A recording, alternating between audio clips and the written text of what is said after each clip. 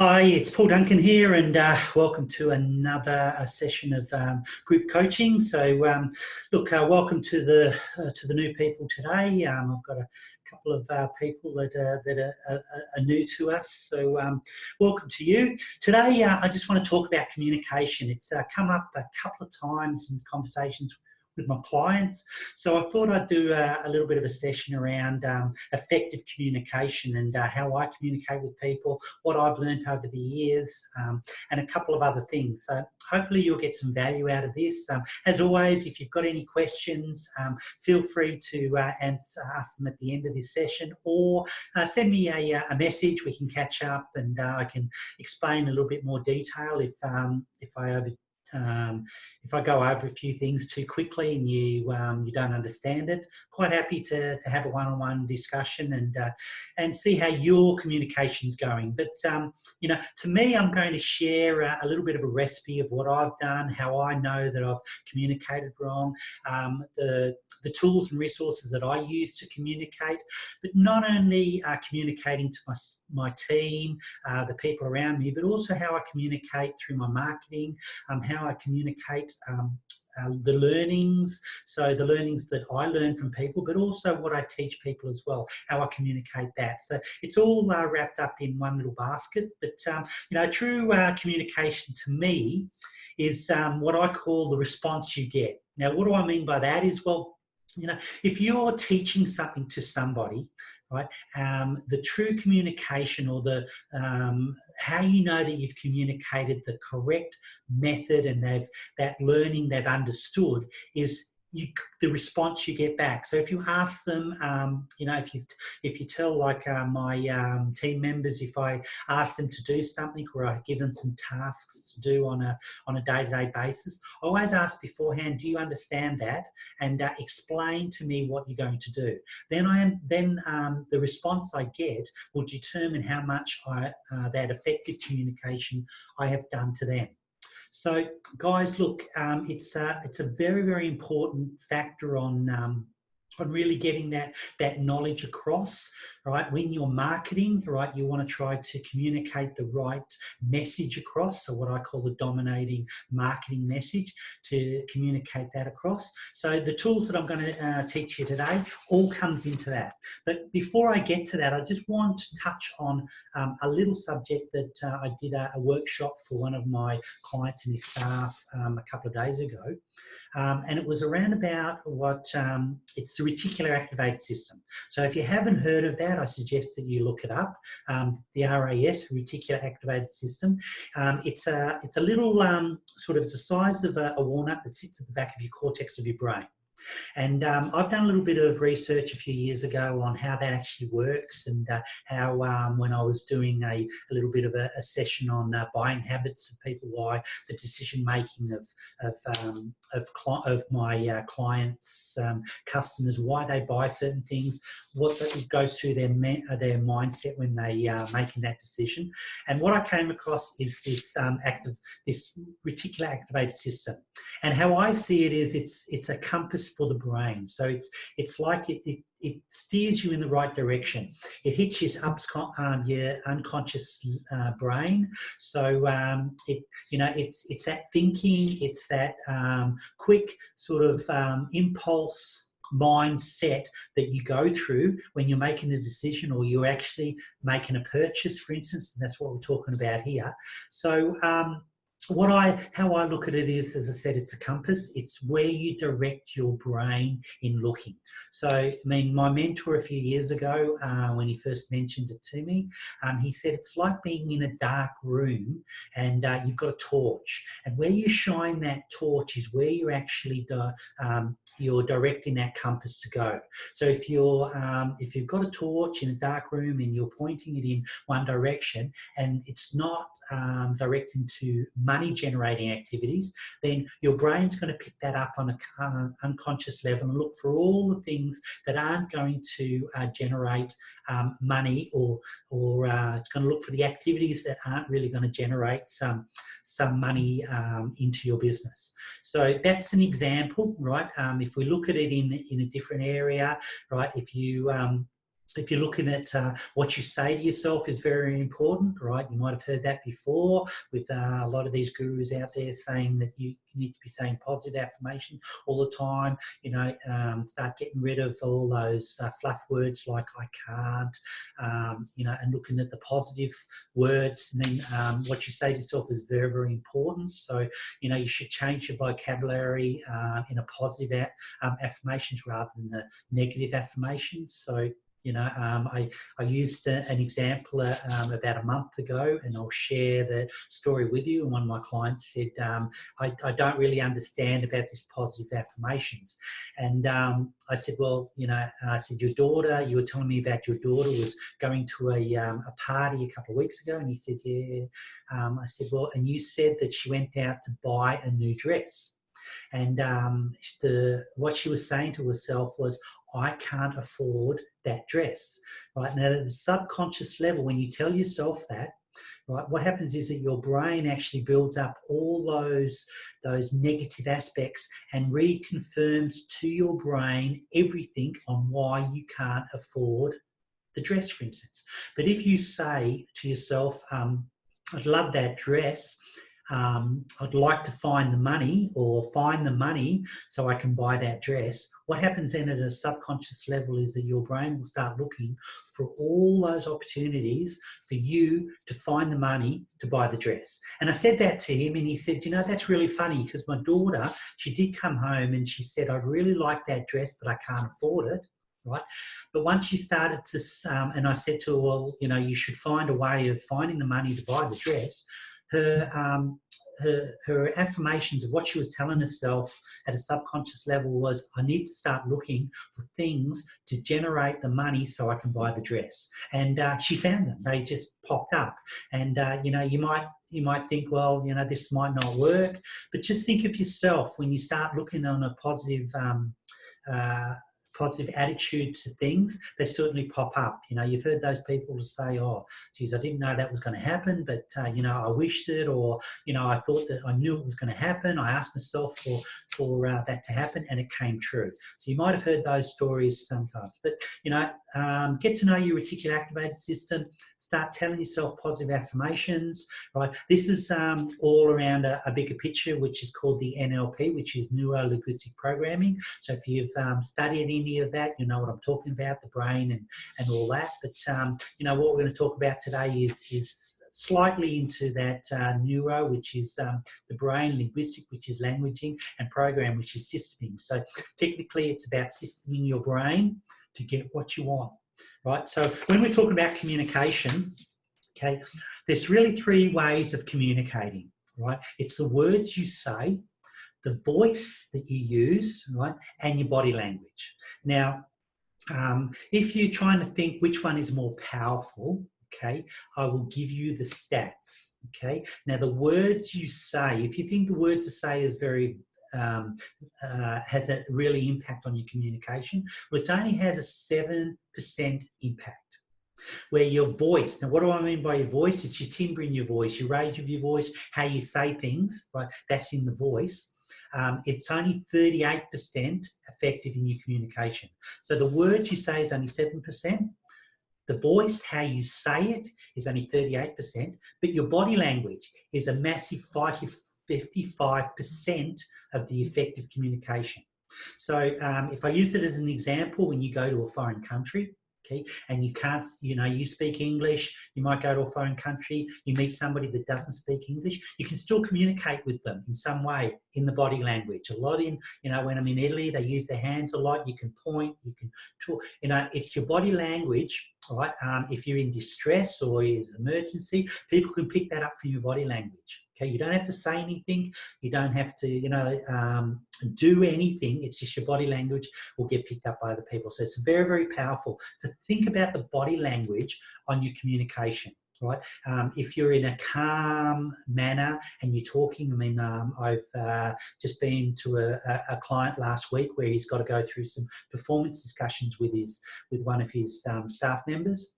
And I ran this through to him and I said, look, body language is going to be very, very important in that meeting, right? Be in a calm, relaxed sort of environment, and it'll help you communicate to that staff member, okay, and get the best out of that, out of that meeting. So, I mean, this communication happens in all areas of our life, not only in the marketing, but that's what I'm pretty much concentrated on, the sales and marketing side of things. So that's where I've taken it to a new level. But it's also when you communicate to the people around you. It could be your partner, your wife, your husband, your siblings, your kids, your brothers. How are you communicating with them? Okay, the body language. And I mean, if you come in a hostile sort of environment or a hostile body language, they're going to pick up on that and they're going to be very hostile as well. So think about that in your areas of communication. Now, the next thing that I want to sort of touch on is the modalities of communication. Okay, now what do I mean by modalities? I'll get it out in a minute, of communication. Well, it comes into things like what I call the VACs, the visual, the auditory and the kinesthetic. Okay, so you've probably heard this before. We all have these modalities, right? We use them in different environments. So at work, you could be be a high visual person. Okay, where at home you could be a very kinesthetic person, a touchy-feely. So they do model around. So bear with me, right? Because it's very, very important, and the whole point of this session is to try to get you to understand the importance of identifying the people around you, but more importantly, to identify what modality you are. Because if you understand what modality you are in different circumstances, different environments, right, then you can match and mirror different modalities to the people that you're talking to communicate correctly. So what do I mean by that? Well, when I went out to buy my car, right, now I'm a very high kinesthetic person in my private life. So I'm touchy-feely, very empathetic, very I can say is a very touchy, I can only say touchy-feely. I'm very empathetic when I go out there. I'm trying to help people. That's why I've got into this business. Okay, but in my work life, I'm very, very visual. Okay, so, I'm a visual person at work, kinesthetic at home. So when I went out to buy my car, very kinesthetic, calm, relaxed, shorts, t-shirt on, went into the dealership, okay, and the guy that came through to me, I identified him as a high auditory person, okay, in his work environment. So different modalities, right? Okay, communication is going to be very hard because, right, if you're a kinesthetic talking to a visual or auditory person and vice versa, it's like talking English to a German person. That's how much there's a distance and a disconnect between it. So he comes across, right, he's trying to, sell me the car on an auditory sales value. Right, so he's saying things like, he's starting the engine up. Can you hear that? When you listen to my voice, and I'll get to this in a little bit more in the session, but listen to the words that I use, right, to describe the auditory and visual person. So he's going, can you hear this? Right, the engine sounds really, really good. He'll turn on the radio. So I've got some auditory things happening because that's what's stimulating him. That's how he's feeling, how he's communicating to me. Now, I'm a kinesthetic person. All I want to do is I want to get in there and I want to go for a test drive. Right? Don't care what it sounds like. Don't care what the engine sounds like. I just want to go test drive, see if I feel comfortable in the car. Because if I feel comfortable, right, I'm going to buy that car. Right? He thinks if the engine sounds great, if the price sounds good to me, I'm going to buy all those things, right? Where I'm looking at that touchy-feely things. So I hope you understand that. It's a pretty quick example, but it's a good example on how the disconnect can happen just in a sales environment. So,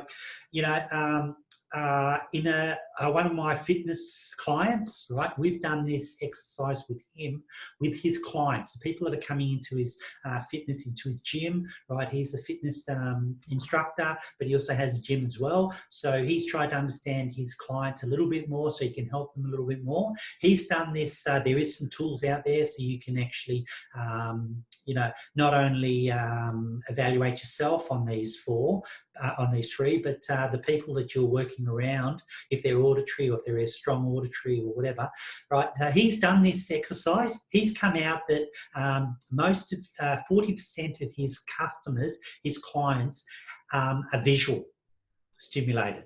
Okay, when they're in the gym, right? There's about 20% auditory, but 40% is kinesthetic, which sounds great. I mean, there'll be a lot of, touchy-feely exercise people out there getting stuff through there. So for him to communicate when he does his aerobics classes and his fitness classes, right, he knows that he's got to get up there and he's got to be fitness, he's got to show, because visual, remember, they're looking at him, right? So the visual stimulation is going to be there. They're going to learn a lot more because he's up there, he's doing the stuff, right? Kinesthetic because he's moving and whatever. Very low on auditory, okay? So he's not telling them how to do stuff, he's actually showing them because they have a high visual and kinesthetic way of learning and absorbing information. Right. For me, I've done it myself. My clients are a lot visual, right? When I'm working with them, they want to see how things are done, right? They also want to hear how things are done. So it's about 45% visual, 40% auditory.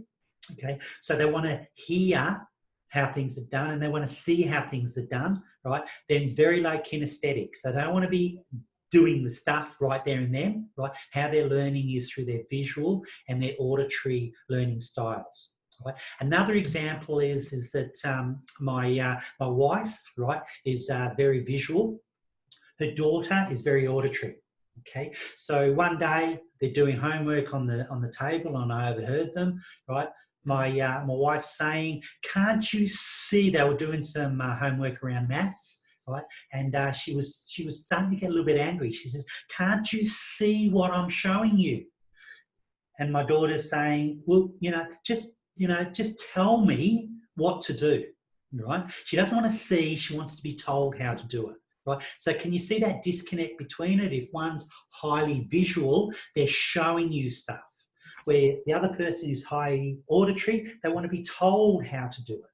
Okay, so if you put this into your context, if you're a business owner, right, and you're out there trying to communicate things to your, it could even be to your prospects when you're trying to close a sale, for instance, right? If you start talking their language, if you're very auditory and they're very visual, for instance, then change your modality of communication to visual. Because they're going to build that rapport up at a subconscious level very, very quickly with you. You know how they've said, the know, like, and trust factor is what you've got to try and get across the board. This is one of the most effective ways of getting that, is to start matching and modeling them as the modalities of communication. Because at a subconscious level, they're already feeling relaxed.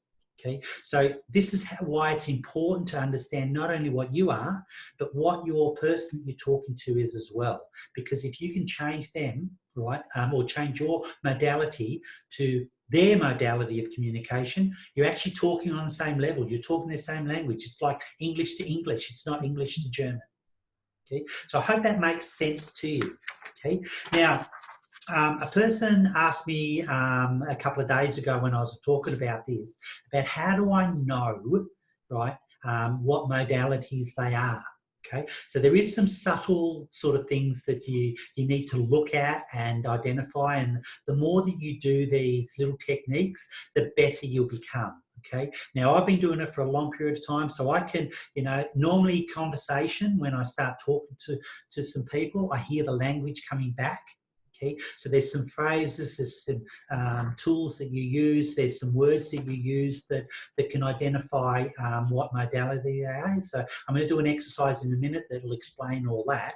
But one of the things, a couple of the subtle things is that a visual person will be very very, very sharply dressed, right? They look after themselves. So, a visual person is looking at how they look, all right? Visual, how they look. Where an auditory person is more around about, the way they talk, the auditory side of things. So how they listen, how they talk. So auditory person tends to talk a lot. Okay, so if you see those people that are really, really talking, they're auditory people, right? You know, people that you know have that wear comfortable clothes. I mean, like me, I don't like wearing a tie. As I said, I'm kinesthetic, right? So I don't like wearing a tie, where a visual person might always wear a tie and be very clean dressed, very tight lines. For me, as a kinesthetic, I want to wear something that's comfortable. So I've got a shirt, a business shirt on, but I've got a jumper. Okay, on. So, you know, I mean, you've got to look at those types of things when you're looking at people. But one of the other things is where their eyes move. Okay, now this is a really, really interesting one. So when you ask somebody a question, you should look at where their eyes go. Okay, now this might seem a little bit strange to a few people, but you know, if they look up, okay, so if you ask them a question like, what did you do when you were, or what school did you go to, right, when you were, 15 or 10 years of age? Right, a visual person will first look up, okay, because what they're trying to do is they're trying to construct that vision, right, from up here. They're trying to remember, right, their vision, okay, you know, of where they were. Where an auditory person, right, well, they'll look sideways, because what they're trying to do is they're trying to tell themselves a story so they can remember where they were at 10 years of age and which school they went to. Okay, a kinesthetic will look down. They'll look down. So they're looking at their inner self for some inspiration and to remember where they were. So visual person will look up. Auditory person will look side to side. Okay. Kinesthetic person will look down. Okay, pretty easy. Now, if you try this, you'll understand what I'm talking about when you're trying to look at it, and there's other ways of trying to fit it. That goes into a little bit more detail, right? If you want to know more about how to understand people from a visual point of view, how you're looking at them, how you're talking to them, the response you're getting back. Direct message me or personal message me. I'll take you to the next level and I'll show you a lot more, because there's also, if they look on the right side or the left side, if they look down to the left or right, all these things happen. But for time's sake today, I just want to sort of give that a little bit of an overview of that. So, you know, if you're looking at people and say, oh, I wonder if they're a kinesthetic person, have a look at how they're dressed. You know, are they a comfortable person? How do they talk? You know, when you ask them a question, where do they look? Do they look down for their inner self, their inner stuff? So, you know, now another thing, as I said, I've touched on before, is the words they use and how they speak. You know, the sentences they say, how they do things. So, you know, visual people tend to, you know, as I said, look a lot more. They use phrases like look, see, clear, you know, all those phases. And I've got a little bit of a spreadsheet, if you want it, that actually identifies all the words that come in the three modalities, so you can recognise them really, really quick. But I'm going to do a little bit of an exercise which will probably clarify any of those little things out there on how people communicate in those different modalities. So this scenario is, it's a car crash. Okay, there's been a car accident. Okay, a reporter has come up and interviewed three people. These three people are different modalities. One's a visual, one's an auditory, one's a kinesthetic. Okay, so, and they tell their story about the car accident to the reporter, and this is what they say. So I'll start off with visual. You should have seen it, this sparkling red car flying over the hill. The sun was shining in my eyes, but the car appeared to lose control as it came down the road. Then I saw the other car, a blue with black stripes, swerve, and in a flash the whole area was illuminated with lights and flashing car parts. I could see the rubber peel from the tyres as the sparks flew from the wheels. You should have seen the poor kids in the back seat in plain view of all the people who witnessed the crash. I'm not still clear and a bit hazy who is to blame, but to the naked eye, beyond a shadow of the doubt, it was the red car. So I've used some expression words in there, but as you can see, it's all around the visual aspect of the person communicating how they saw or what they saw about the car accident. Now I'll go to auditory. Okay, the auditory. You should have heard it. This deafening sound of this car came flying over the hill. I could hear the tyres spin out of control and the wheels screeched as it came down the hill. The other car had a weird noise from the engine as it went past. Everything went silent for a split second, and then there was a tremendous bang. And as clear as a bell, I could hear the screams from the kids in the back seat. If you ask me what to say, the noisy car over there was to blame. So that's all about the auditory side. What about the kinesthetic? Okay, you should have felt it. I had a moment of panic. The ground shook when the car came flying over the hill. You could feel the tyres lose traction when the wheels grounded on the road. I had a feeling that the car floated on air as it came down the road. The other car was running smoothly down the road, but I could grasp something was going to happen. The hairs on my neck stood up as both the cars struck each other. I could feel the pain of the kids in the back seat. When it boils down to it, and come to grips with what happened, I felt it was the car over there that was in fault. So can you see those three expressions of the same car accident in three different modes of modality on how they're communicating to the reporter on that car accident? Okay. So as a reporter, right, if he or she was picking up on those sounds, those words that they're communicating to them, they could identify if they were auditory, visual, auditory, or kinesthetic. Okay, then they could start communicating back in that modality.